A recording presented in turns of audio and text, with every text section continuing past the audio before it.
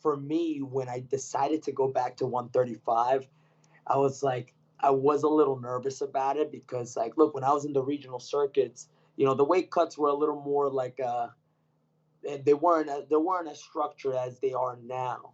Now I have Eric Pena from Pena Nutrition, and he helps out a lot. And so, I was like, man, am I like, how am I gonna feel after this cut? Like, it's gonna feel like it's gonna be detrimental. Like,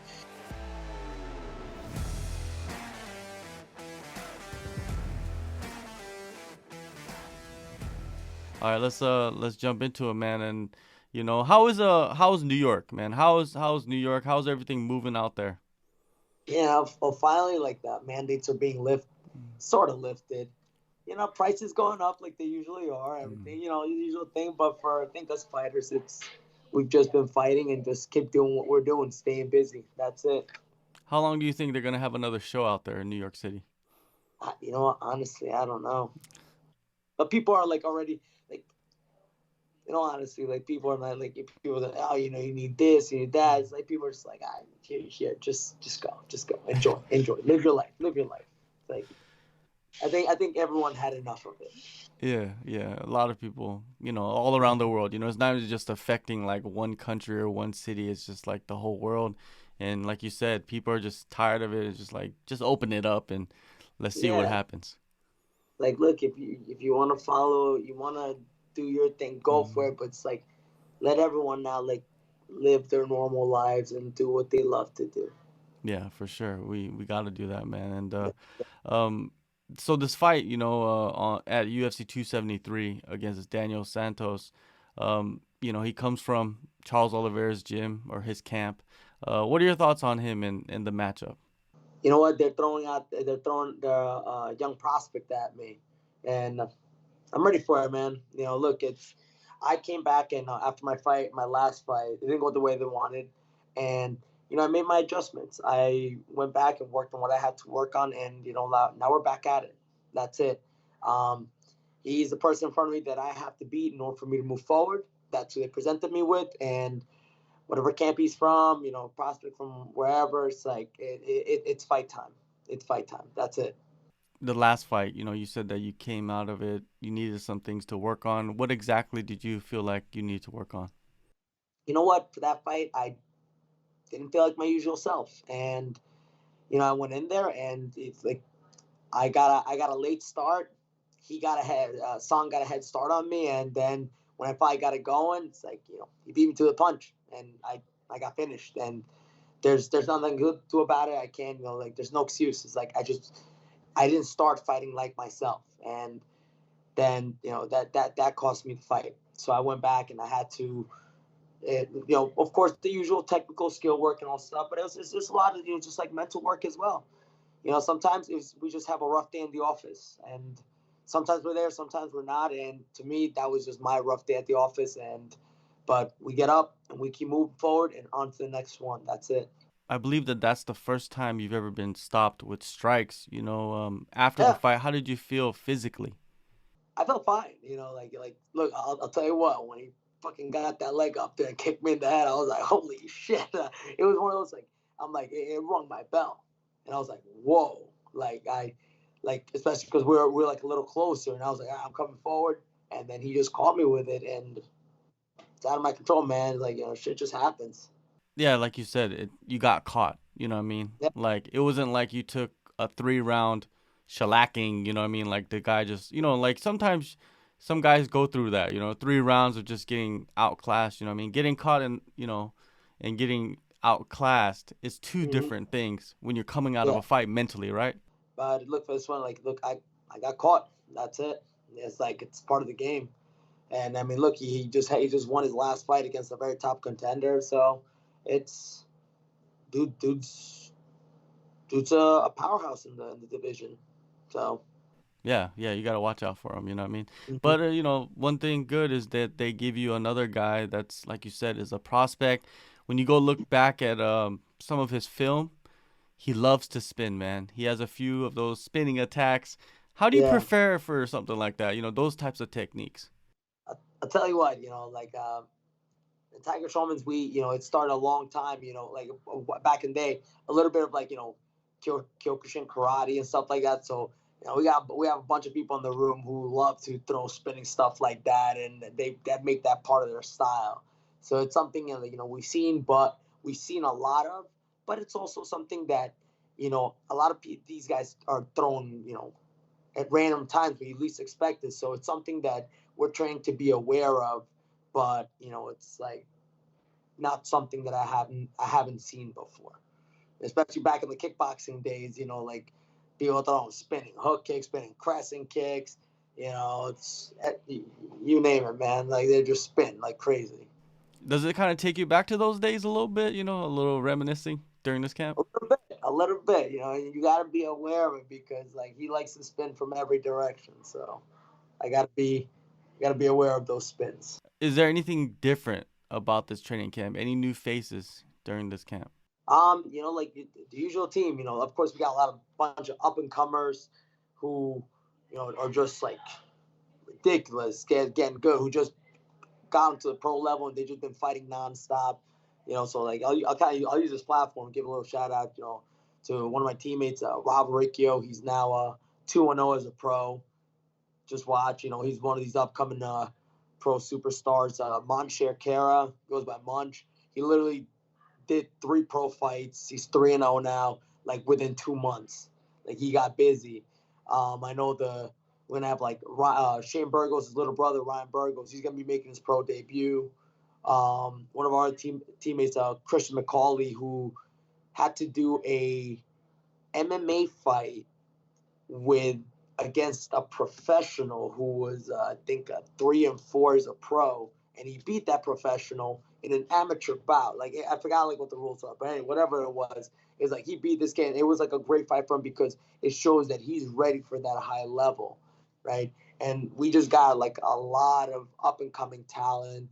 One of my other teammates, Ricardo Fuentes, fellow Colombian, he just he's 5-2 now as a pro, and like he's gonna be up there as well. He's another 35er. So like a lot of these guys are coming up, and it's great. It's like the room is filled with energy. Yeah, you're turning into an OG in a way. You're not that But old, but you're still, you're like the next generation is coming along, right? The next generation of pros. which is awesome to see because it's like like all these amateurs are now like we're seeing them kind of bloom into the future generation. But it's cool because like they come in, they learn from us, and look, even when we train we learn from them, and it's like everyone just brings like their own style just from being training for just such a long amount of time. So it's always fun to see, and it's awesome to see the journey they took as starting like like as kids doing like little tournaments here and there, to then being these amateurs to now be like, yo, you guys are ready for the pro level, and here we are now. And I'm like, they're gonna be making their pro debuts, and we get to be a part of that. It keeps you on your toes, man. That's what's important, right? Oh yeah, these guys are. I have one of my guys who just started fighting as an amateur. He's 2-0, and actually 2 of them, and one of them just that made his amateur debut, and his name is Gilbert Rosario, and then another one kid who's been training, you know, with me like in my school for since he was 3 years old, and he finally like decided to start fighting, and now he's 2-0 as a undefeated kickboxer, and they're both just like, but they're like that next generation that we'll see eventually blossom into like a professional fighters as they continue further their career. They continue to just learn everything that they can. So those are like 2 young amateurs, this kid Ryan Sipovich and this kid Gilbert Rosario, who just like, they're just showing up to train every day. They don't care if they get their ass kicked. Like they'll just show up and just put in work. So it's great to see like the future generation that's forming, the now present generation that's gonna get to that level, and us that we're like we get to like experience these guys just evolve. So it's a great feeling because like we're part of that journey, and like they'll be like thank you guys for all the experience you passed down to us. So it's still like myself, Jimmy Rivera, Shane, Lyman, Mike Trezano, the usuals, and we're all, like we've been there now for so long. Plus, like you got the other pioneers or Tiger Showmans who just get to see that evolution happen. Yeah, and it's great to, because you guys are not, like you just mentioned all your teammates. I talked to all of them, and you guys are not like at the tail end of your careers either. You guys are at like the peak of your careers at this moment. So those guys get to like experience that, and then when they get up there, they know what the pitfalls and the things to avoid and all of that good stuff. It's more valuable for them, man, in many ways. They get to see, look, the lessons that we learned, through our fights. Now that we're at this high level, we have to pass down to them, so they're aware of it and they know how to deal with that. They see those scenarios, so then when they're under the bright lights, it's nothing new to them. It's like they've been there already. Yeah, I can't wait to see the next generation of guys enter the UFC and compete and represent Tiger Showman. Yeah, man, just a bunch of savages coming Yeah. up. Now, going back to Santos, man, he hasn't competed since December 2019. Do you believe in ring rust? You know what? No, everyone's different. Some people do, some people don't. I mean, look, I was out, after my last surgery for a while, and I came in, and like when I went with Yule, like I finished Yule, like I felt great to come back. For him, I know like in Brazil, like the lockdowns were harsh over there, so I don't know, what it's been like for them. I hope everyone over there is okay, and family wise, everyone's healthy. So, but it's what mentality you go in there with. Look, he's getting a huge opportunity. He was supposed to make his debut a while back with, I think it was against Timor, and that got scrapped. So now he's making his debut against me. And look, it's like he's getting that opportunity. And so I know he's going to come in guns blazing, but, it ain't going to be a walk in the park. We're gonna fight. The UFC is definitely not making it easy for him because, like you said, he was matched up with Timor, and then he was matched up with somebody else, legit fighters, three legit fighters, and you're the one that actually stuck around. Timor, who's fighting Jack Shore this Saturday. Yeah, exactly, and he's a beast.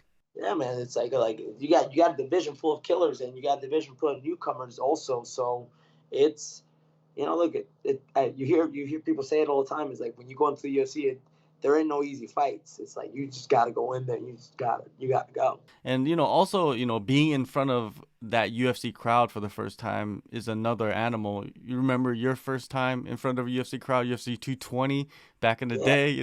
How did you handle the nerves of fight week? Yeah, honestly, I'll tell you the truth. Like when it was my debut in the UFC, I was just like the whole moment itself. I was so excited. It's just it's like everyone says, a kid in a candy store. You're just like you couldn't believe it. Whether people were cheering, people were booing, does not matter. It's like I was like, holy shit, I'm here. And I fought against one of like a top contender now, Dan Ige, and like, and I beat him. But look where he is now. So it's like I was just like, yo, take it all in, man. It's amazing. It's an amazing feeling. Yeah, it's like you switch positions now. You're the Dan Ige, and he's the new guy coming in, right? So you got to show him. You got to teach him a lesson. Don't make me feel old now. No, Dan Ige ain't old, man. He's still at the top, right? Yeah, for sure. So man, you haven't competed in front of a full arena since 244, man, 2019. It's been a while, so there's another level of excitement with that. How do you see yourself performing, in this fight, bouncing back against Santos? Dude, honestly, I'm just in there to go. Like I'm ready to go. Whether it's a crowd, whether there's no crowd, doesn't matter. It's like it's me and him in that cage, and we're there to fight. Like all the talking, everything's gonna be done in that cage, and I can't wait for it. Well, it'd be awesome because I get to fight in Florida. That's where like I was originally born in, and like a while back, I was trying to get a fight in I think it was in Miami, but or regardless, it was in Florida, and it didn't happen. But I get to fight in the place that I was originally born in. A few more questions, man, before I let you go outside of your fight. The first one, MMA media, man. The coverage of the sport, it gets criticized from time to time. Could you give some advice to the media members, like maybe something that they're doing wrong, maybe some do's or do nots when encountering fighters or interviewing fighters? Do you see anything? I feel like, like with doesn't matter which media you are. It's like, talk to them like a regular person. Like, don't force Like don't try to like like be yourself, like be your person. It's like me and you are having a conversation right now, and sometimes we'll go a little off track, but we bounce back into it. It's like we have a conversation with one another that just it flows. It feels natural. It's like don't force the same conversations. You're like okay, how's the weight cut going? We all know fighters are miserable when they're cutting weight. Some better than others, but you also yeah, man, just be like, how you doing, dude? How's everything going? How life's going? How the kids? How this? How's that? Like, what do you like to do? It's like, be your own person. It's like, don't harp on like things that aren't really necessary. Just talk to the person, and I feel you get a lot more out of it. And then it makes like fighters want to kind of open up more, talk more, bring out certain subjects they might have in their mind, and it's like, and then you help project that. So it's like look for me, I make sure I went back. I worked. I talked to a sports psychiatrist because like I'm like, what do I need to do to get better, right? Not just skill wise, mentally. What is it that I have to make better? Because in this game, like look, you fighters are some of the most sensitive people. As tough as we are, we're very sensitive. Why? Because it's like everything that we do, we take seriously, and there's a lot goes into it. And so it's like, like I'm like, look, what can I do to make myself better? Was there something I have to tap into deep inside me that is going to bring out a whole different person, a whole different vision, a whole different perspective, a whole different mentality? And that's what I did. I'm like I'm not afraid to tell somebody, yeah, I talk to a sports psychiatrist because I need to know. It's like I need to find answers for myself that, you know, maybe you're going to help me pull that out of me because I'm trying to and I can't find a way there. So, like every bit helps. And that's why, like when you talk to like media, it's like they might know of MMA, but they might not know that every fighter is different in what goes on behind the scenes of their life. So, that's something that's very interesting that many people, like, look, every fighter's life is different. Their upbringing is different, you know, how they came up, what their life is like now, so different situations. So it's like, talk to them like human beings. Just have a good conversation with them. Do you feel like sometimes when you talk to people in the media, that they have an agenda and you kind of notice it right away? Yeah, sometimes they do. Like I remember it's in my last fight. I think they tried to, saying like Song said something about me. It's like, oh, like it makes no sense. Like you're not worth the match. And I'm like, I don't buy that. Like I don't buy that. It's like they're trying to hype up fight in a certain way because they know when we're cutting weight, we might get grumpy. We'll be like, yeah, this guy said this shit about it. Like, fuck him, that type of stuff. Nah, man. It's like all the talking that we're gonna do is gonna be done in the cage. That's it. That's where we do our talking. We let our fist and we were a fist fly. We let everything do happen. The talking happens in the cage. It goes back to what you just said about every fighter is different. Yeah. Some fighters you can ask that, feed off of it, they'll respond to it. Some fighters they don't care about it too much, and they kind of, are it's off-putting to them, that Yeah. you ask them that. So like it's important, man. You got to know you got to know the fighter a little bit more than. And also, it's like, like, look, which is always crazy because a lot of fighters also sometimes they feel they have to put a certain persona on and they have to be this different character because, maybe they're looking to build a bigger fan base. And whether it's that person wants to watch him lose or watch him win, that person's still going to try and tune in because they're like, they'll be like, oh, this guy sounds so arrogant. I want to see him get knocked out. But they'll tune in to watch. Um, I'm not like that. I don't like. Look, I'm a martial artist. I don't need to talk shit about anybody. Like I look forward to fighting Santos. He's the next person in front of me. I look forward to that match. I look forward to sharing the cage with them. And look, we're gonna freaking let the fist fly and go, and everything's gonna happen in the cage, and that's it. And then after that, it's like, yeah, you shake hands and that's it. But it's always like respect from before the fight, respect after the fight, during the fight, beat the shit out of each other, and that's it. And we call it a day. But there's no reason for me to talk shit about anybody. I don't need to get anything hyped up or say anything that's gonna like provoke anything. Like that's not me. That doesn't suit me. To other people it might, but to me, I'm just very chill, man. Yeah, for sure. Um, PTSD in combat sports, not CTE, but PTSD from like injuries or weight cuts or even damage taken in a fight, and sometimes even losses. You know, it could hit fighters really hard. Have you experienced this in the past and overcame it, or seen it in other fighters? I think it's more. I think for me, when I decided to go back to 135, I was like, I was a little nervous about it because, like, look, when I was in the regional circuits, the weight cuts were a little more like they weren't as structured as they are now. Now I have Eric Pena from Pena Nutrition, and he helps out a lot.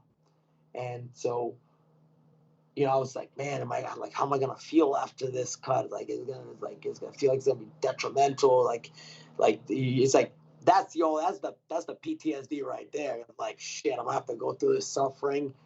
But then he helped me through this whole thing, and I'm like, he made it easy for me, and I was like, yo, this feels great. Like I feel perfect.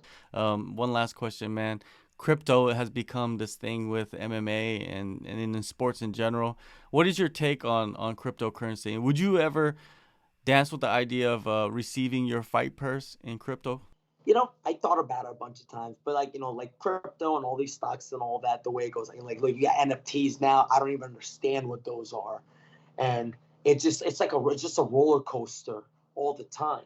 So I thought of the idea. I'm like, oh, what it would be like to receive a certain percentage of your purse in crypto, but I'm not as like down the rabbit hole into crypto as many people are. So like for me, like what if I get all this crypto and then it's like it just tanks? I'm like, you know what? Let me stick to my regular like my regular UFC paycheck. But then like if I was more knowledgeable in it, then I'll be like, yeah, sure, I'd be down for it.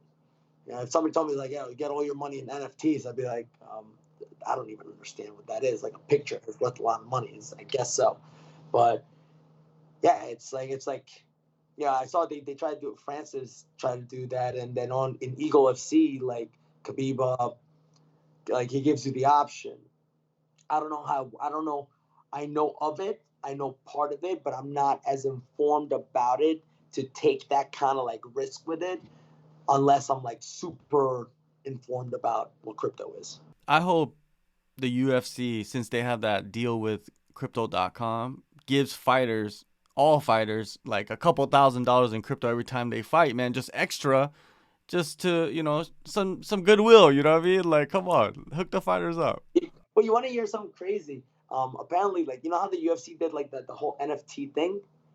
Apparently, they made an NFT of me, and I was like, yo, do I get anything off that? I think it was the NFT where I head kicked Julian Rosa, and I was like, yo, do I get something from that? It's like can I get my own NFT? Because I saw like Izzy and friends, they got like their own NFT like as a medallion, and I'm like, yo, can I get that? Like, how do I get that? It's pretty cool. Yeah, actually, that's another thing. Why don't they just give everybody, if you have an NFT that they've created, give you a medallion? Like, just give me one. It's like, Yeah. look, I will never sell. Just like place it there, and be like, yo, I guess I'm an NFT. I don't know how they work, but yeah, I'm a fucking NFT. For sure. Yeah, UFC needs to hook that up. Anyways, man, April 9th, UFC 273, Jacksonville, Florida. Julio, thank you so much, man, for the time. All the best in the rest of the camp, and yeah, it's gonna be a hell of a fight, man. I'm gonna enjoy this one. Yeah. Great talking to you. Great to see that you're doing well, man. Look forward to talking to you again.